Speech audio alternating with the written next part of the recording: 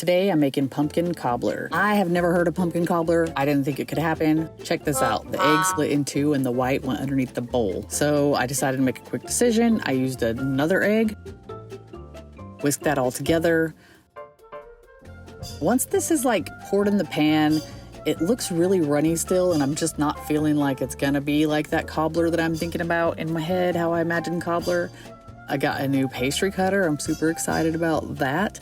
This part was absolutely exhausting, but it came out looking like coarse sand. Amazing job. Add the milk, drop some vanilla in there, mix that all up so it's all kind of a wet mixture. Then I'm gonna do spoonfuls into the pan. I'm fancy and I topped it with brown butter, but you could use butter pads. Look how delicious that dessert looks. It's all golden and yummy. It was amazing. Chef's kiss. Mwah. You can find the recipe in the comments. Try it out. Let me know how it goes. This one was inspired by China Bee Sweet. And don't forget to follow me for more fun recipes.